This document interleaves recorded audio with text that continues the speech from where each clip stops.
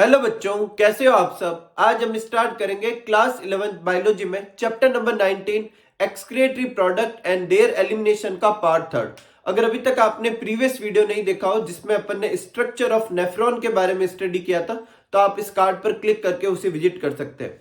आज के वीडियो में अपन चैप्टर का नेक्स्ट टॉपिक लेने वाले हैं, जो कि बेसिकली क्या है, यूरिन फॉर्मेशन। तो सबसे पहले अपन को एक चीज समझनी है कि यूरिन फॉर्मेशन जो है वो कहां होता है, नेफ्रॉन में होता है। और ये जो प्रोसेस होगा वो 3 स्टेप में होगा।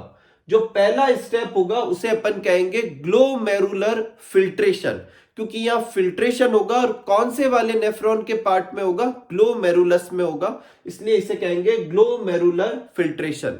इसे अल्ट्रा फिल्ट्रेशन भी कहते हैं। सेकंड जो होगा उसे कहेंगे सेलेक्टिव ट्यूबुलर रीअब्जॉर्प्शन। तो जो नेफ्रॉन का ट्यूबुलर पार्ट होता है, PCT, DCT, loop of Henle, उनमें और कलेक्टिंग डक्ट में भी क्या होगा, रीअब्जॉर्प्शन होगा। किसका रीअब्जॉर्प्शन होगा, क्यों होगा, कैसे होगा, वो सब अभी अपन समझेंगे। और तीसरा जो स्टेप होगा वो होगा ट्यूबुलर सिक्रेशन। तो इन 3 स्टेप में क्या होगा, यूरिन फॉर्मेशन होगा। तो स्टार्ट करते हैं सबसे पहले स्टेप से, जो कि बेसिकली क्या है, ग्लोमेरुलर फिल्ट्रेशन।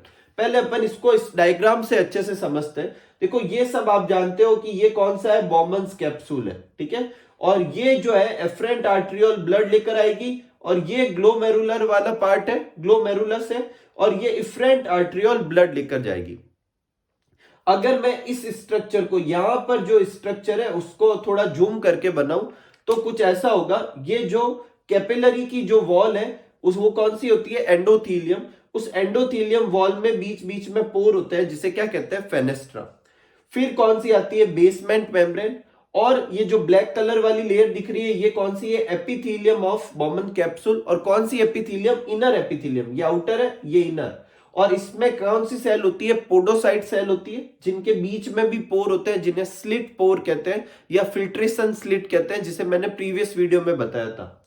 तो यहां से जो ब्लड आ रहा है वो ज्यादा आ रहा है, क्योंकि एफरेंट आर्ट्रियोल का डायमीटर ज्यादा होता है और इफरेंट आर्ट्रियोल का डायमीटर कम होता है। और इसी वजह से एक प्रेशर क्रिएट होता है, और उस प्रेशर की वजह से ब्लड जो है फिल्टर होकर कहा आ जाता है, इस वाले कैप्सूल के, ये वाले जो अंदर कैविटी दिख रही है आपको, इसमें आ जाएगा, ठीक है। और यही प्रोसेस क्या कहलाएगा, ग्लोमेरुलर फिल्ट्रेशन, क्योंकि ये ग्लोमेरुलस में होता है।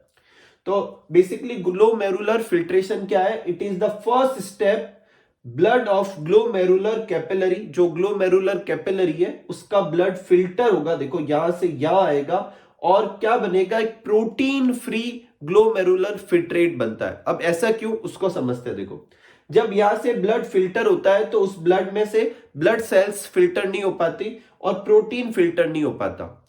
तो जो अपने पीछे जो यहां पर बना है इसे अपन ग्लोमेरुलर फिल्ट्रेट कहेंगे, और उसमें क्या नहीं है, ब्लड सेल्स नहीं है, इसी वजह से प्लाज्मा मान सकते हैं, लेकिन उसमें से प्रोटीन भी नहीं है। तो या तो मैं कहूं कि ग्लोमेरुलर फिल्ट्रेट जो होता है blood minus blood cells minus protein है, या फिर इसे प्लाज्मा माइनस प्रोटीन भी कह सकता हूं। यही वजह, यहां मैंने क्या लिखा है, प्रोटीन फ्री ग्लोमेरुलर फिल्ट्रेट बनता है, जिसे अपन ने जीएफ से लिखा है। और ये कहां बनेगा, बॉमन कैप्सूल के अंदर आ जाएगा, ठीक है। It is a non selective filtration. ये जो फिल्ट्रेशन होता है नॉन सेलेक्टिव होता है। अब नॉन सेलेक्टिव क्यों कहा है, बेसिकली अपन यहां चाहते थे कि फिल्ट्रेशन में सिर्फ यूरिया फिल्टर हो, मतलब ब्लड में से सिर्फ यूरिया निकलकर यहां आ जाए, क्योंकि उसी को ही अपन एक्सक्रिएट करना चाहते हैं, या फिर कुछ जो एक्सक्रिएटरी प्रोडक्ट है उनको अपन बाहर निकालना चाहते हैं। लेकिन ब्लड में से वाटर भी यहां आ जाता है, न्यूट्रिशन भी यहां आ जाते हैं, मिनरल्स भी यहां आ जाते हैं। तो ये नॉन सेलेक्टिव फिल्ट्रेशन है। ऐसा नहीं है कि जो चीज अपन फिल्टर करना चाहते थे सिर्फ वही फिल्टर हुई, बहुत सारी नेसेसरी चीजें भी क्या हो जाती है, फिल्टर्ड हो जाती है।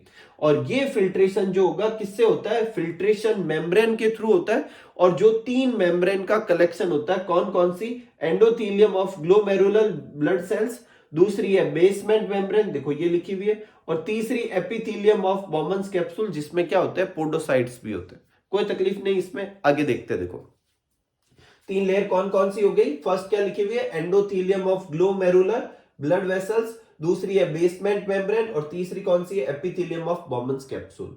अब देखो ग्लोमेरुलर एंडोथीलियम जो होती है उसके ऊपर क्या होता है, फेनेस्ट्रा होता है। देखो ये एंडोथेलियम में बीच बीच में जो ये पोर दिख रहे हैं, इन पोर को क्या कहते हैं? कौन से पोर की बात कर रहा हूं? देखो इन पोर की बात कर रहा हूं। ये कौन से है?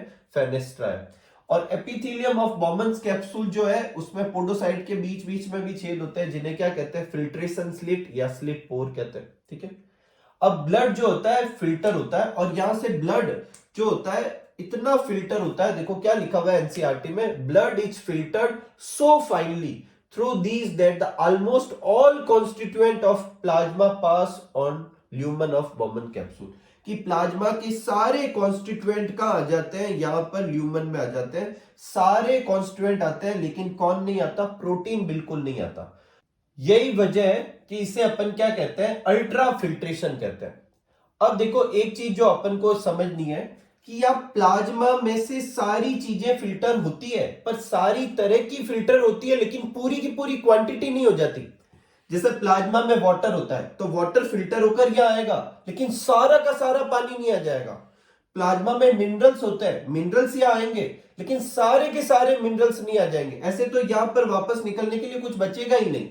तो प्लाज्मा के कॉन्स्टिट्यूएंट में से हर एक कॉन्स्टिट्यूएंट आता है, लेकिन पूरी अमाउंट में नहीं आ जाता। इस चीज को अच्छे से याद रखना। मान लो कि 4 तरह की चीजें प्लाज्मा में है, 1 2 3 4, तो यहां में से एक प्रोटीन भी है, तो प्रोटीन तो बिल्कुल ही नहीं आता। इन चारों तरह की चीजें या फिल्टर में होगी, लेकिन अगर मान लेते हैं कि ये 10 ml है, तो 10 की 10 ml नहीं चली जाएगी, उसमें से कुछ हिस्सा ही जाएगा, इसमें से भी कुछ हिस्सा ही जाएगा, इसमें से भी कुछ हिस्सा जाएगा, इसमें से भी कुछ हिस्सा जाएगा। तो सारे फिल्टर हो रहे हैं, लेकिन पूरी क्वांटिटी में नहीं। ठीक है। It is a purely physical process, ये एक फिजिकल प्रोसेस है। और ये प्रोसेस होगा कैसे, मतलब किस वजह से होगा? तो ये हाइड्रोस्टेटिक प्रेशर की वजह से होता है। और अब इसको अच्छे से समझना। देखो 3 प्रेशर की वजह से ये होता है, इनके बारे में अभी मैं आगे अलग से समझाऊंगा। एग्जाम में अगर आपको आता है कि ये यूरिन फॉर्मेशन समझाना हो तो ग्लोमेरुलर फिल्ट्रेशन यहां से यहां तक लिख दें। इन सब के बारे में मैं अलग से डिटेल में लिखवा रहा हूं अभी आगे, वो आप यहां ना लिखे ताकि आपका आंसर थोड़ा छोटा ही रहे। तो इसको पहला है GHP, जिसे कहते हैं ग्लोमेरुलर हाइड्रोस्टेटिक प्रेशर। और ये किसकी वजह से आता है? देखो एफरेंट आर्ट्रियोल और इफरेंट आर्ट्रियोल के डायमीटर में फर्क है, और इस डायमीटर की वजह से यहां से ब्लड आता तो ज्यादा है लेकिन निकलता कम है, तो एक प्रेशर क्रिएट होगा, और उस प्रेशर को कहेंगे ग्लोमेरुलर हाइड्रोस्टेटिक प्रेशर। और इस प्रेशर की वजह से फिल्ट्रेशन होता है। तो देखो इस प्रेशर की वजह से फिल्ट्रेशन होता है। ये 3 लाइनें क्यों बनाई? 3 लाइन किसको डिनोट कर रही है? पहली इसको, दूसरी बेसमेंट मेम्ब्रेन को, तीसरी एपिथेलियम ऑफ बॉमन्स कैप्सूल को। तो GHP की वजह से फिल्ट्रेशन होता है। ठीक है। दूसरा है BCOP। अब देखो ब्लड के अंदर कुछ जो होती है प्रोटीन जो होती है वो ऑस्मोटिक बैलेंस बनाती है, और वो प्रोटीन नहीं चाहती कि ये फिल्ट्रेशन हो, तो वो इसका अपोज करती है। तो उसकी वजह से जो प्रेशर लगता है उसे कहते हैं BCOP, blood colloidal osmotic pressure, और ये फिल्ट्रेशन का अपोज करेगी। देखो मैंने एरो कहां बनाया? ऊपर की तरफ, BCOP वाला एरो ऊपर की तरफ। एक देखो जब यहां पर फिल्ट्रेशन हुआ था पिछली बार, तो यहां पर कुछ लिक्विड है, और ये लिक्विड जो है, और ऊपर से अगर फिल्ट्रेशन होगा तो और लिक्विड आएगा। तो ये जो यहाँ कैप्सूलर जो ये बॉमन्स कैप्सूल है, इसमें पहले से जो फ्लूइड है वो भी नहीं चाहता कि और फ्लूइड आए, फिल्टर होगा तो और फ्लूइड आएगा, तो वो भी अपोज करता है। तो CHP होता है कैप्सूलर हाइड्रोस्टेटिक प्रेशर, और ये किसकी वजह से लगता है? बॉमन कैप्सूल में जो पहले से फ्लूइड है वो नहीं चाहता फिल्ट्रेशन हो। तो GHP तो चाहता है फिल्ट्रेशन हो, और ये दो अपोज करते हैं, लेकिन GHP की वैल्यू ज्यादा होती है। देखो वैसे ये रीडिंग जो मैं यहाँ पे लिख रहा हूं वो वेरी कर सकती है, जैसे कुछ बुक में जो है 60 से 75 तक लिखी रहती है, ये BCOP वाली 30 की जगह 32 भी लिखी रहती है। CHP की वैल्यू जो है 20 की जगह 20 मैंने लिखी है, 18 लिखी रहती है, लेकिन लगभग इसके आसपास होती है वैल्यू। तो GHP अपन मानते हैं 70 mmHg, BCOP 30, और CHP कितना होता है 20। इसमें से माइनस करेंगे तो कितना आएगा 20। इसका मतलब नेट फिल्ट्रेशन तो होगा, और किसकी वजह से होगा? GHP, क्योंकि ज्यादा होता है। ठीक है। ये दो माइनस क्यों किए? ये दो अपोज कर रहे हैं, GHP फिल्ट्रेशन करा रहा है, तो नेट फिल्ट्रेशन प्रेशर कितना आता है? 20 mmHg आता है। This net filtration pressure NFP cause ultra filtration, और इसकी वजह से क्या होता है? अल्ट्रा फिल्ट्रेशन होता है। अब GFR जिसकी फुल फॉर्म होती है ग्लोमेरुलर फिल्ट्रेशन रेट क्या होता है अभी अपन समझेंगे। अभी इसके नीचे लिख देते हैं ये कितना होता है 125 ml पर मिनट, मतलब हर मिनट में कितना बनता है 125 ml।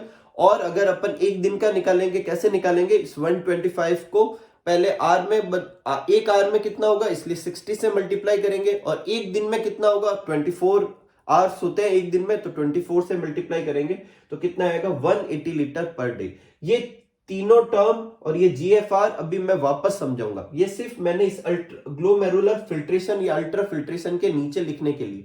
तो अगर इसका डिस्क्रिप्शन लिखना हो तो यहां तक लिख दे। अब ये सारी टर्म क्या होती है ये अभी अपन 1 बाय 1 समझते हैं, पहले आप इसे अच्छे से नोट कर लीजिए, ठीक है। तो एक एक करके अपन सब समझते हैं, जीएचपी क्या होता है, बीसीओपी क्या होता है, सीएचपी क्या होता है।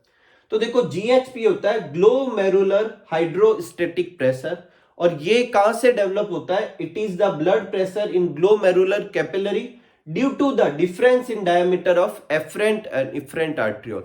जो एफरेंट आर्ट्रियोल और इफरेंट आर्ट्रियोल के डायमीटर में फर्क होता है, उसकी वजह से ग्लोमेरुलर कैपिलरी में एक प्रेशर डेवलप होता है जिसे अपन क्या कहते हैं ग्लोमेरुलर हाइड्रोस्टेटिक प्रेशर। और इसकी वैल्यू मैं पहले भी बता चुका हूं, अलग अलग बुक में अलग अलग लिखी रहती है। तो अपन यहां पे मान लेते हैं 70 mmHg, ठीक है, और यहां ब्रैकेट में लिख देते हैं कुछ बुक में 60 to 75 mmHg भी लिखी रहती है, ठीक है। सेकंड है ब्लड कोलाइडल ऑस्मोटिक प्रेशर। अब ब्लड कोलाइडल ऑस्मोटिक प्रेशर क्या है, ये प्रेशर होता है ग्लोमेरुलर कैपिलरी के अंदर ही होता है, और ये अपोज करेगा, और किसकी वजह से होगा, प्लाज्मा प्रोटीन की वजह से।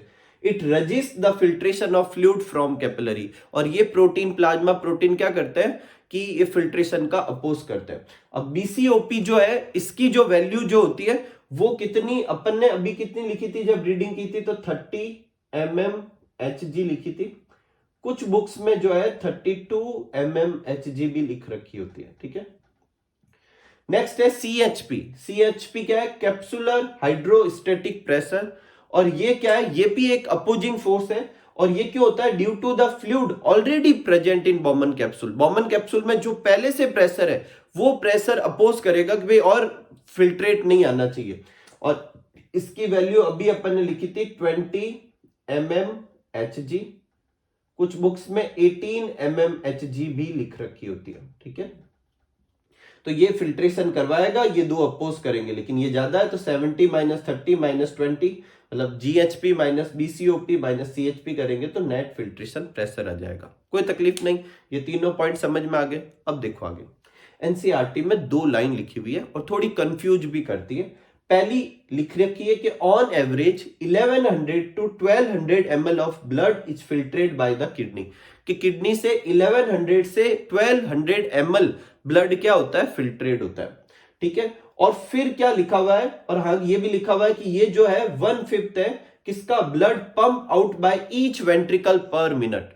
देखो वेंट्रिकल जो होता है, जो पर मिनट जो ब्लड पंप करता है, हर वेंट्रिकल लेफ्ट और राइट दोनों, उसे कार्डियक आउटपुट कहते हैं। तो एनसीईआरटी के हिसाब से कार्डियक आउटपुट का 1/5 जो कि बेसिकली क्या होता है 1100 to 1200 ml रफली, इतना ब्लड किडनी फिल्टर करती है पर मिनट।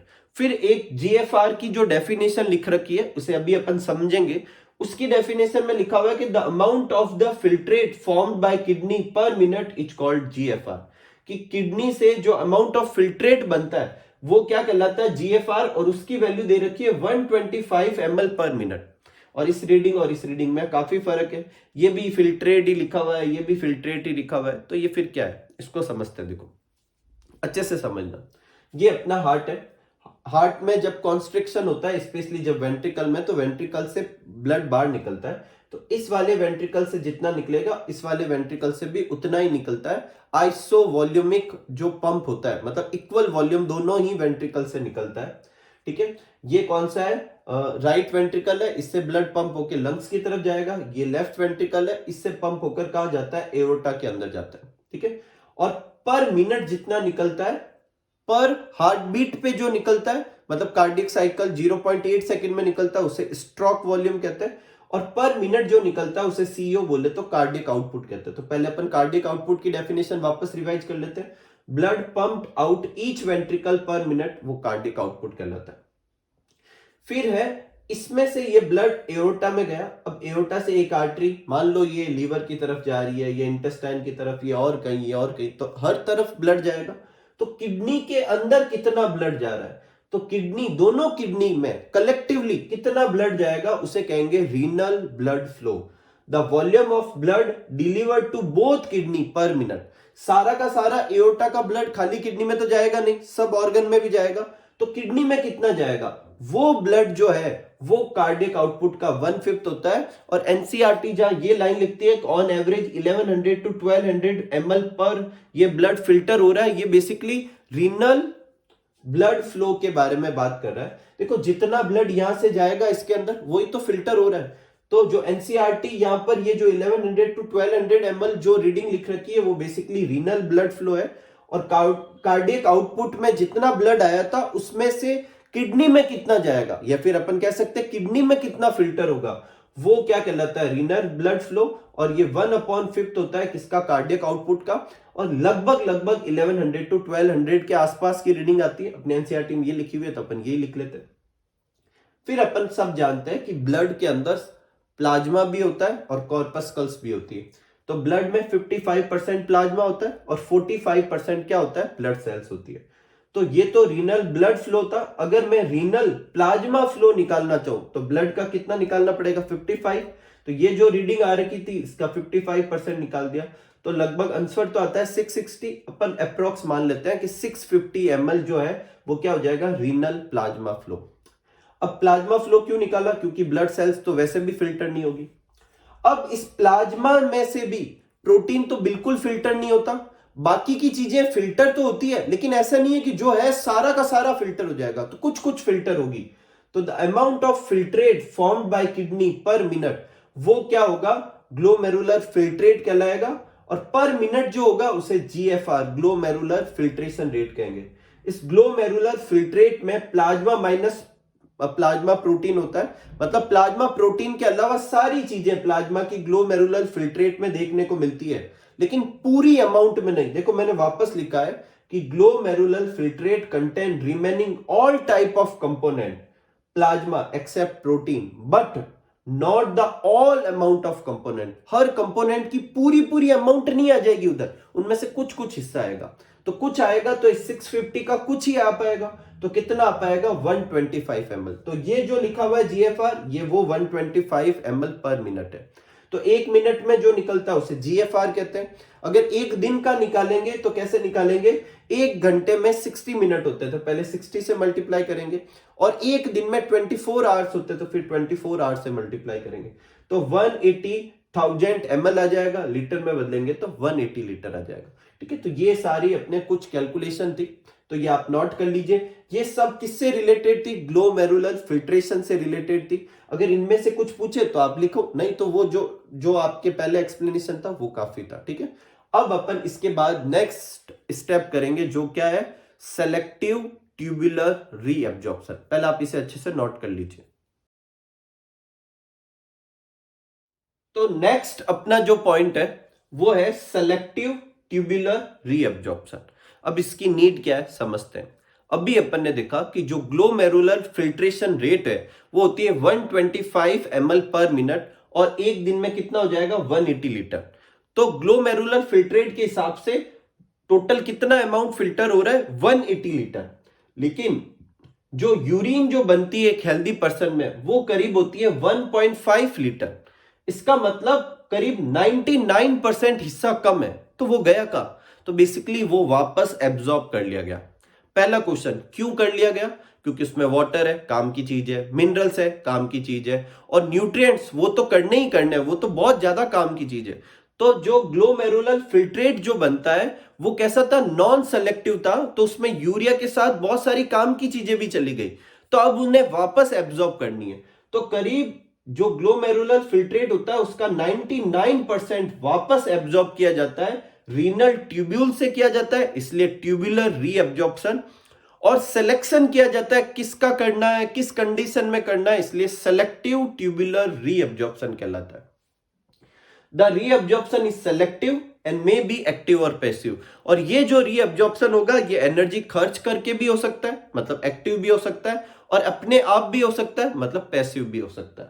अब पहले देखते हैं एक्टिव किस किस का होगा और पैसिव किस किस का होगा।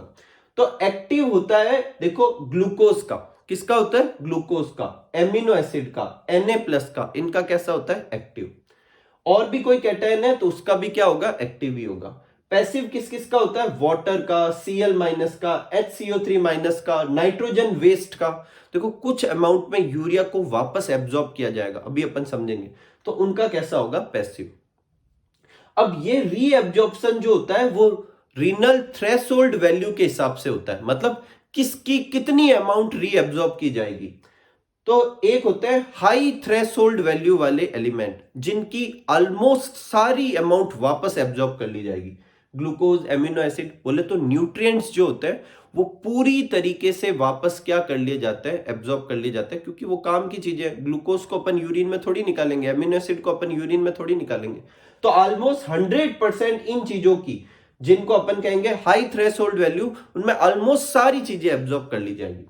फिर है लो थ्रेशोल्ड वैल्यू, जिसकी कुछ अमाउंट अपन एब्जॉर्ब करेंगे, जिसमें यूरिया आता है, ठीक है। फिर आता है ए थ्रेशोल्ड और नॉन थ्रेशोल्ड, ऐसी चीजें जो बिल्कुल एब्जॉर्ब नहीं की जाएगी या तो बॉडी कर ही नहीं सकती, ठीक है।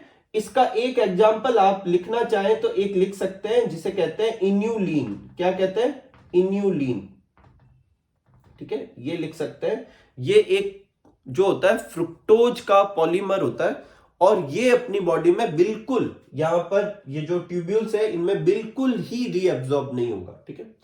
फिर होता है चेंजेबल थ्रेशोल्ड, जो अपनी बॉडी अपने नीड के हिसाब से, जैसे मान लो कि जो ग्लोमेरुलर फिल्ट्रेट में पानी था और ऑलरेडी आपने बहुत ज्यादा पानी पहले से ब्लड में है, तो फिर वाटर को रीअब्सॉर्ब करने की कम ही जरूरत है। लेकिन अगर आपने पानी कम पिया है तो ज्यादा एब्जॉर्ब करने की जरूरत है। ठीक ऐसा कैसा सॉल्ट के साथ होता है, तो इनकी कभी ज्यादा एब्जॉर्प्शन होती है, कभी कम एब्जॉर्प्शन होती है, इसलिए इसे चेंजेबल थ्रेशोल्ड में रख देते हैं। अब ये रीअब्जॉर्प्शन होगा कहां कहां पर? तो रीनल ट्यूब्यूल्स में होता है, मतलब पीसीटी में होगा, डीसीटी में होगा, हेनले लूप में होगा, और कलेक्टिंग डक्ट में भी होगा। अब पहले देखते हैं पीसीटी में। क्योंकि पीसीटी में कैसी होती है? Cuboidal brush border epithelium, brush border है, मतलब माइक्रोविलाई वगैरह, इसी वजह से सबसे ज्यादा रीअब्जॉर्प्शन का होता है पीसीटी में ही होता है। ऑल एसेंशियल न्यूट्रिएंट्स, जो भी काम की चीजें, मतलब हाई थ्रेशोल्ड वैल्यू वाली चीजें थी, ग्लूकोज, एमिनो एसिड, ये सारी की सारी चीजें कहां एब्जॉर्ब की जाएगी? पीसीटी में। और 70 to 80% इलेक्ट्रोलाइट, मतलब जो आयंस वगैरह है, कैटायन, एनायन जो भी है, और वाटर जो है उसका 70 to 80% का एब्जॉर्ब किया जाएगा पीसीटी में। मतलब बल्क रीअब्जॉर्प्शन का हो रहा है? पीसीटी में हो रहा है, ठीक है। फिर है रीअब्जॉर्प्शन इन हेनलेज लूप। हेनले लूप आप सब जानते हैं, एक डिसेंडिंग होती है और एक क्या होती है? असेंडिंग, मतलब इसकी लिम्स होती है। और दोनों ही लिम्स में ऊपर वाला पोर्शन कैसा होता है? थिक होता है, और नीचे वाला पोर्शन कैसा होता है? थिन होता है। तो जहां तक हेनले लूप की बात की जाए, जो डिसेंडिंग लिम्स होती है वो वाटर के लिए परमेबल होती है, तो वहां से एब्जॉर्प्शन किसका होगा? वाटर का। और वाटर का एब्जॉर्प्शन कैसा होता है? पैसिव एब्जॉर्प्शन होता है। तो descending limbs of Henle's loop जो होता है उसमें पैसिव एब्जॉर्प्शन होगा वाटर का। क्यों होगा? क्योंकि ये परमेबल होती है वाटर के लिए, लेकिन इम्परमेबल होती है किसके लिए? मिनरल्स के लिए या फिर इलेक्ट्रोलाइट्स के लिए। ये मैंने पिछले वीडियो में बताया था। जहां तक ascending limbs of Henle's loop की बात है, उसका जो थिन पोर्शन है और थिक पोर्शन है, दोनों में इलेक्ट्रोलाइट का क्या होगा? एब्जॉर्प्शन, क्योंकि ये इलेक्ट्रोलाइट के लिए क्या होती है? परमिएबल होती है। लेकिन ध्यान से सुनना, जो थिन वाला पोर्शन है उसमें पैसिव एब्जॉर्प्शन होगा इलेक्ट्रोलाइट का, जिसमें NaCl वगैरह आते हैं, और थिक वाले में NaCl का एक्टिव एब्जॉर्प्शन होगा। हालांकि यहां पे अपन ने लिखा है एक्टिव एब्जॉर्प्शन में लिखा है NaCl को, Na+ को, लेकिन Cl- तो किस में लिखा था? पैसिव में लिखा था ना। तो देखो थिन वाले में तो दोनों का ही, Na और Cl दोनों का कैसा एब्जॉर्प्शन होता है? पैसिव। और थिक वाले में कैसा होगा? मतलब ऊपर वाली साइड में कैसा होगा? एक्टिव होगा, ठीक है, कोई तकलीफ नहीं। एक और चीज, इसके बाद और भी रीअब्जॉर्प्शन होगा, डीसीटी में होगा, कलेक्टिंग डक्ट में होगा। लेकिन ये जो रीअब्जॉर्प्शन थे पीसीटी और हेनलेज लूप का, ये तो हमेशा होगा ही होगा। लेकिन जो डीसीटी में अभी अपन रीअब्जॉर्प्शन करेंगे वो कंडीशनल रीअब्जॉर्प्शन है, बॉडी की कंडीशन के हिसाब से रीअब्जॉर्प्शन किया जाता है। हो सकता है वो वाला एब्जॉर्प्शन हो ही ना, हो सकता है वो ज्यादा हो, ठीक है। तो ये तो हमेशा होता है, इसीलिए कुछ पुरानी बुक देखेंगे तो उनमें इन दोनों एब्जॉर्प्शन को कहते हैं ऑब्लिगेट रीअब्जॉर्प्शन, और जो डीसीटी वाला रीअब्जॉर्प्शन होता है उसे कहते हैं फैकल्टेटिव रीअब्जॉर्प्शन। अब डीसीटी में कौन कौन सी चीजों का रीअब्जॉर्प्शन होता है उसे अभी अपन समझते हैं, पहले आप इसे अच्छे से नोट कर लीजिए, ठीक है। नेक्स्ट आगे देखते हैं रीअब्जॉर्प्शन इन डीसीटी, कि डीसीटी में किस किस चीजों का रीअब्जॉर्प्शन होता है। तो पहले अभी तक का रीअब्जॉर्प्शन अपन वापस देखते हैं। देखो ये अपन ने पीसीटी बनाई है, ये लूप ऑफ हेनले बनाया, और ये अपन ने बनाई डीसीटी, और ये कलेक्टिंग डक्ट। इस लाइन के ऊपर कॉर्टेक्स वाला पोर्शन है और नीचे क्या है, मेड्यूला वाला पोर्शन। तो ग्लोमेरुलर फिल्ट्रेट जो है पीसीटी में जाता है, वहां से bicarbonate ion, NaCl, H2O, nutrients, K+, ये सब रीअब्जॉर्ब होते हैं, और सबसे ज्यादा रीअब्जॉर्प्शन यहीं पर होता है। सारे एसेंशियल न्यूट्रिएंट्स पूरे के पूरे यहीं रीअब्जॉर्ब हो जाएंगे, और इलेक्ट्रोलाइट और वाटर का 80 से 70% से 80% जो है यहां रीअब्जॉर्प्शन होगा, ऐसा अभी अपन ने देखा था। फिर ये फिल्ट्रेट कहां से पास होगा, अपने हेनले लूप की डिसेंडिंग आर्म से, ठीक है। और ये जो होती है वाटर के लिए परमेबल होती है, तो यहां से वाटर डिफ्यूज आउट हो जाता है, ठीक है। अब वाटर डिफ्यूज कब होगा, ये चीज आप याद रखो, जब पानी की जो अमाउंट है वो अंदर ज्यादा हो और बाहर कम हो, या फिर अपन ऐसे कहें कि बाहर जो है सॉल्यूट की कंसंट्रेशन ज्यादा हो, तो पानी उसको काउंटर करने के लिए अपने आप बाहर चला जाएगा, ये चीज आप याद रखना, ठीक है। फिर यहां से इलेक्ट्रोलाइट क्यों नहीं जाते, क्योंकि ये इलेक्ट्रोलाइट के लिए परमेबल नहीं होती। अब जब इस वाली लिम्स, असेंडिंग लिम्स की बात की जाए तो ये वाटर के लिए परमेबल नहीं होती, लेकिन इलेक्ट्रोलाइट के लिए परमेबल होती है। तो यहां से NaCl जो है वो क्या होता है, रीअब्सॉर्ब होता है, किससे, ये वाली कौन सी वाली आर्म है, असेंडिंग आर्म है, किसकी, हेनले लूप की।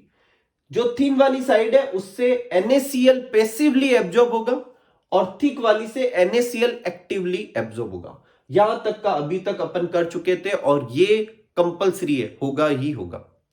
अब जो डीसीटी में रीअब्जॉर्प्शन है वो जो अपना कंडीशनल होता है, और ये कंडीशनल कौन समझाएगा इसको, दो हार्मोन समझाएंगे, एक एल्डोस्टेरॉन और एक ADH, एंटी डाई यूरेटिक हार्मोन।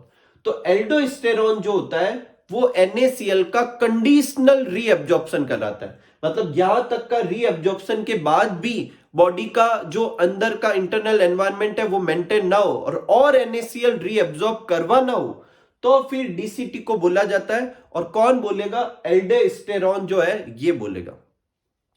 और अगर यहां तक का रीअब्जॉर्प्शन होने के बाद वाटर की अभी भी रीअब्जॉर्प्शन की जरूरत है, तो फिर ADH हार्मोन डीसीटी को आकर बोलेगा कि आप वाटर को और रीअब्जॉर्ब करो। मतलब ये दोनों रीअब्जॉर्प्शन हार्मोन की वजह से होंगे, कंडीशनल होंगे, और हमेशा हो ऐसा जरूरी ना।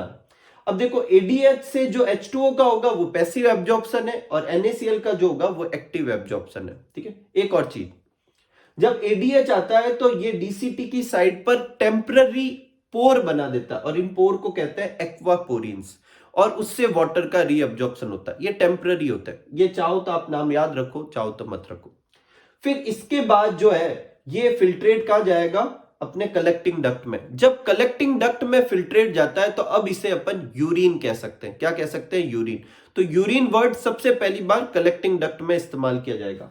जब कलेक्टिंग डक्ट में ये नीचे की तरफ जाता है तो यहां पर भी इसी ADH की वजह से जो होता है कंडीशनल रीअब्जॉर्प्शन होगा, और वही एक्वापोरिन बनकर होगा। एक और चीज होती है यहां पर, कलेक्टिंग डक्ट में से कुछ अमाउंट में यूरिया पैसिवली रीअब्जॉर्ब होता है, और फिर ये कहां पर ट्रांसफर कर दिया जाता है, लूप ऑफ हेनले में। और ये ऐसा क्यों किया जाता है, ताकि मेडुला वाले पोर्शन की जो ऑस्मोटिक बैलेंस है वो बना रहे, ठीक है। इसे अपन जब अपन कंसंट्रेशन समझेंगे यूरिन का कैसे करते हैं उसमें और अच्छे से देखेंगे, ठीक है। एक चीज याद रखना कि कलेक्टिंग डक्ट से यूरिया जो होता है रीअब्जॉर्ब होता है, फिर कहां डाल दिया जाता है, लूप ऑफ हेनले में। ये सब अपने डीसीटी और कलेक्टिंग डक्ट का रीअब्जॉर्प्शन था।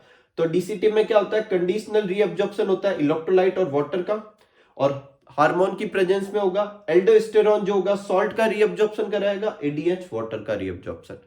कलेक्टिंग डक्ट में क्या होता है, large amount of water could be reabsorb, reabsorb हो सकता है ताकि कंसंट्रेट यूरिन बने जिसमें वाटर कम हो, और अगर ऐसा कराना है तो किससे होगा, एडीएच से। पैसिव एब्जॉर्प्शन होता है यूरिया का, कहां होता है, मेडुला में होता है, जिससे ऑस्मोलरिटी इंक्रीज होती है और फिर ये डिफ्यूज हो जाएगा किसमें, असेंडिंग लिम्स ऑफ हेनले में डिफ्यूज हो जाएगा। फिर है ट्यूबुलर सिक्रेशन, लास्ट स्टेप। तो देखो पीसीटी, डीसीटी और कलेक्टिंग डक्ट में एक और प्रोसेस होता है जिसे कहते हैं ट्यूबुलर सिक्रेशन। ये हेनले लूप में नहीं होता। क्या होता है, बहुत सारे हार्मफुल सब्सटेंस और पिगमेंट्स, सब मेडिसिन के रेसिड्यू, यूरिक एसिड, हिप्यूरिक एसिड, ये फिल्टर नहीं होते अल्ट्रा फिल्ट्रेशन में। इसके अलावा कुछ K+, H+ जो होता है इनका, और कुछ मेटाबॉलिक वेस्ट जैसे क्रिएटिन, NH3, इन सबको अपन को इस वाले ट्यूब्स में एक्टिवली अंदर डाला जाएगा। अभी तक अपन क्या कर रहे थे, ट्यूब्यूल से उठाकर ब्लड में डाल रहे थे, अब आसपास से उठाकर ट्यूब्यूल्स में डालेंगे, और ये हमेशा ही एनर्जी खर्च करके होगा, इसलिए इसे एक्टिव ट्यूबुलर सिक्रेशन भी कह सकते हैं। ठीक है, और ये करवाएगा कौन, ट्यूबुलर सेल कराएगी, जो यहाँ ट्यूब्यूल्स के अंदर की जो सेल होती है वो करवाती है। पीसीटी में किस किस का ट्यूबुलर सिक्रेशन होगा, H+ का, K+ का, अमोनिया का, क्रिएटिन का, यूरिक एसिड का, हिप्यूरिक एसिड का, पिगमेंट का, ड्रग्स का। अगेन पीसीटी में काफी जो हो रहा है ट्यूबुलर सिक्रेशन हो रहा है। डीसीटी में H+ का, अमोनिया का और K+ का, और कलेक्टिंग डक्ट में किसका होगा, H+ और K+ का। ठीक है, fluid present in collecting duct, उसे अब अपन क्या कह सकते हैं, यूरिन कह सकते हैं। अब यूरिन के बारे में कुछ पॉइंट लेते हैं। देखो अगला वैसे जो टॉपिक है वो है काउंटर करंट मैकेनिज्म वगैरह, वो अपन नेक्स्ट वीडियो में कहेंगे। यूरिन बनाया तो यूरिन के बारे में देख लेते हैं, और यूरिन रिलीज को कहते हैं मिक्चुरेशन, उसके बारे में समझ लेते हैं। तो वॉल्यूम कितना है यूरिन का, 1 to 1.5 लीटर पर डे होता है। कलर कैसा होता है, लाइट या पेल येलो होता है, मतलब हल्का येलो होता है। और अगर पूछे कि येलो किस वजह से होता है, तो यूरोक्रोम पिगमेंट की वजह से होता है। ऑर्डर जो होता है, एक कैरेक्टरिस्टिक स्मेल होती है यूरिन की, और वो किसकी वजह से होती है, यूरिनोड एक तरह का सब्सटेंस होता है उसकी वजह से होती है। एक और चीज, जो फ्रेश यूरिन होता है उसकी जो मतलब अभी किसी ने यूरिन रिलीज किया है उससे जो स्मेल आती है वो यूरिनोड की वजह से होती है। कहीं पर जैसे पब्लिक टॉयलेट वगैरह जहां पर अच्छे से सफाई वगैरह नहीं होती है, वहां पे बहुत देर तक यूरिन पड़ा रहता है, उससे जो बहुत तेज स्मेल आती है वो अमोनिया की वजह से आती है। वहां पर अमोनिया बनने लगता है यूरिन से। ठीक है, अमाउंट ऑफ यूरिया, मतलब 1 to 1.5 लीटर यूरिन निकालते हैं, उसमें यूरिया कितना निकाला अपन ने, तो 25 to 30 gram per day upon urea निकालते हैं। पीएच क्या होती है यूरिन की, 6 होती है। ठीक है, तो ये अपने यूरिन के बारे में था। एक छोटा सा टॉपिक और करते हैं, मिक्चुरेशन, फिर अपन आज की वीडियो को एंड करते हैं। ठीक है, आज का लास्ट टॉपिक लेते हैं जो कि है micturition, the process of release of urine. Urine का यूरिनरी ब्लैडर से बाहर, यूरिथ्रा से होता हुआ बाहर आना क्या कहलाता है, मिक्चुरेशन कहलाता है। और जो न्यूरल मैकेनिज्म ये करवाएगी उसे कहेंगे मिक्चुरेशन रिफ्लेक्स। इसको अपन समझते हैं। देखो आप सब जानते हैं कि यूरिनरी ब्लैडर जो होता है वो एक मस्क्यूलर है, और फिर उसके आगे क्या होता है, यूरिथ्रा होती है, और यूरिथ्रा पर यहाँ क्या होता है, स्फिंक्टर होता है। ठीक है, और ये स्फिंक्टर क्या करते हैं, जनरली जो यूरिनरी ब्लैडर से यूरिथ्रा जो बार पास हो रही है उसको क्लोज करके रखते हैं। और इस यूरिनरी ब्लैडर के अंदर एक मसल्स होती है जिसे कहते हैं डेट्रूसर मसल्स, और ये मसल्स जनरली रिलैक्स रहती है ताकि इसमें यूरिन इकट्ठा होता जाए, किसके अंदर, यूरिनरी ब्लैडर के अंदर। अब जैसे जैसे यूरिनरी ब्लैडर बढ़ता जाएगा, यूरिनरी ब्लैडर स्ट्रेच होगा, और इसकी वजह से या वॉल में जो स्ट्रेच रिसेप्टर होते हैं वो स्टिमुलेट होते हैं, और ये स्टिमुलेशन जो है ब्लैडर जो है किसको सेंड करता है, सेंट्रल नर्वस सिस्टम को। फिर सेंट्रल नर्वस सिस्टम वापस सिग्नल जनरेट करता है, किससे, सीएनएस पास करेगा एक मैसेज, किससे, motor pathway, sensory pathway CNS तक जाता है, मोटर पाथवे सीएनएस से आता है। ठीक है, इसे अपन नर्वस सिस्टम में समझेंगे, ये सेंसरी पाथ, मोटर पाथ। और फिर वो पाथ जो है दो काम करवाता है, दो मैसेज करता है। एक जो डेट्रूसर मसल्स थी जो अभी तक रिलैक्स थी उसको कॉन्ट्रैक्ट करवाएगा, तो यूरिनरी ब्लैडर में कॉन्ट्रिक्शन होगा। और एक अभी तक जो स्फिंक्टर जो थे वो क्लोज थे उसको रिलैक्स कर देगा, ओपन कर देगा, जिससे यूरिन यहां से कहां जाएगा, बाहर, और यूरिथ्रा से होता हुआ बाहर रिलीज हो जाएगा। इसे अपन क्या कहते हैं, मिक्चुरेशन कहते हैं। ठीक है, तो इसी के साथ अपन आज के वीडियो को एंड करते हैं। नेक्स्ट वीडियो में अपन चैप्टर का सबसे लास्ट पोर्शन करेंगे। तो मिलते हैं अगले वीडियो में, तब तक आप सब लोग खूब सारा हार्डवर्क कीजिए, खूब खुश रहिए, खूब मस्त रहिए। Thank you for watching.